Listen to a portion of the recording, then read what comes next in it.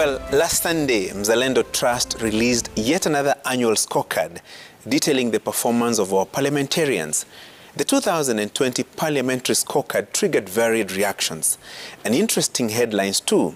Silent MPs, mute legislators, bubu bungeni, domodomo siasani, to mention but a few. But beyond the memes and hashtags, it raised a fundamental question. Just what is the ideal measure of a parliamentarian's performance?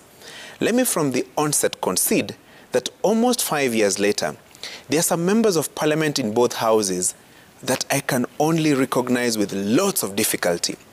Let me pose that challenge your way. How many of the 349 National Assembly members and 67 senators do you know? How many of them can you pick out from a crowd? Some years ago, it was possible to name all the legislators, their constituencies, and even political parties that sponsored or nominated them to the august house. I don't know whether having more members of parliament has translated into better representation, superior legislations, or better quality oversight. But that's a discourse for another day. Let's get back to the Mzalendo Trust scorecard. That report established that 31 members in the National Assembly did not make any contribution in the House for 1 year. 3 senators, too, chose the mute route for a whole year. The Senate list is shorter, with the silent ones named as Gideon Moy of Baringo, Philip Mpaye of Kajiado, and Victor Prengei, who has been fighting to keep his nominated slot after a fallout with the Jubilee Party. The list also has what it calls top performers from both houses. But the ranking aside, I dare ask again, how do you rate your MP? Would you vote for him or her next year because he or she spoke frequently in the House? And would you vote out your representatives in the bicameral parliament because they rarely spoke or never made any contribution in the House? The common defense has always been that members of parliament who rarely contribute on the floor of the House are active in parliamentary committees. But the truth is this: some of the silent MPs mentioned in the report possibly do not even know the committees they belong to.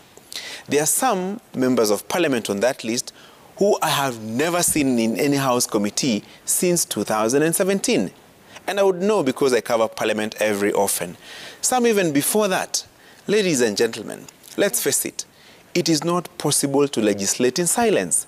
Even if you have no bill or motion or a question to table in the august house, you would have perhaps a view or a comment to make. Surprisingly, some of the silent members of parliament are extremely vocal on social media and in political rallies, so clearly they can speak. On the flip side, though, there are some vocal lawmakers extremely articulate in the House, but with no meaningful delivery in their constituencies and counties.